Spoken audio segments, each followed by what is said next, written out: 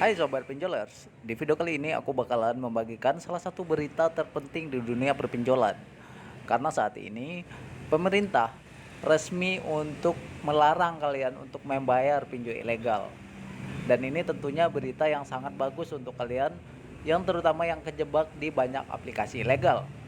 Jadi bagaimana beritanya? Silahkan disimak videonya sampai habis. Sebelum kita simak videonya, buat teman-teman yang baru gabung di channel ini yang belum subscribe, silahkan ya tekan tombol subscribe agar aku semakin semangat dalam mengupdate video-video terbaru. Dan ini beritanya lagi hangat-hangat teman-teman, seperti hangatnya kalian yang baru jadian. Ya salam. Oke, di sini berita ini aku kutip dari Pikiran Rakyat. Menteri Koordinator Politik, Hukum dan Keamanan Mahfud MD mengimbau masyarakat untuk tidak membayar utangnya kepada pinjaman online yang ilegal. Mahfud kemudian meminta penyedia jasa untuk menghentikan aktivitas pinjol ilegal. Dia menegaskan, pinjol ilegal tidak sah karena tidak memenuhi syarat objektif dan subjektif. Status pinjaman online ilegal ini diputuskan atau disepakati dari sudut hukum perdata.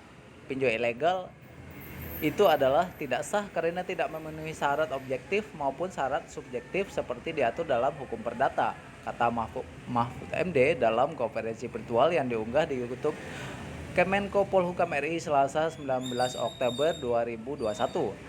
Bahkan Mahfud meminta masyarakat yang sudah terlanjur menjadi korban pinjol ilegal tidak usah membayar utangnya.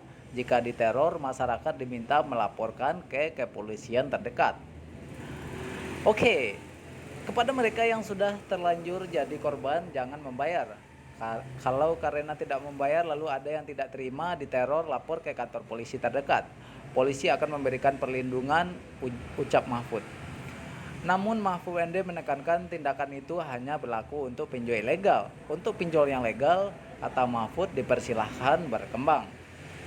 Dengan ini maka kita menegaskan kita hanya akan melakukan tindakan tegas terhadap pinjol ilegal. Untuk pinjol-pinjol lain yang legal sudah berizin dan sah gitu akan berkembang. Karena justru itu yang kita harapkan, ucapnya.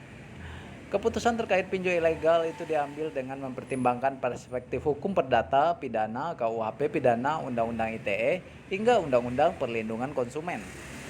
Hasil rapat dan diskusi ini dirumuskan bersama-sama dengan berbagai instansi pemerintah yang berkaitan langsung dengan upaya preventif dan represif dari pinjol ilegal, antara lain Menteri Komunikasi dan Informatika atau Menkominfo, Johnny G. Plate, Ketua Dewan Komisaris Otoritas Jasa Keuangan atau OJK Wimbo Santoso, Gubernur Bank Indonesia Peri Warjio, Kabar Reskrim Polri Komjen Pol Agus Andrianto, dan Jampidum Kejaksaan Agung Fadil Jumhana.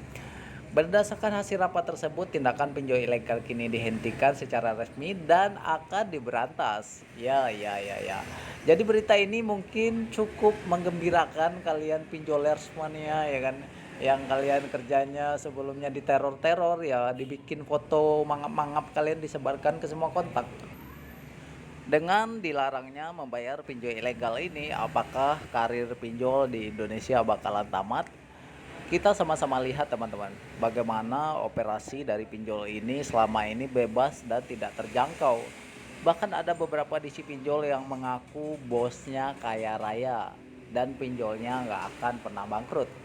Jika setelah melihat berita seperti ini, apakah karir pinjol ini benar-benar tamat di Indonesia? Oke, mungkin waktu yang bisa menjawab semua itu.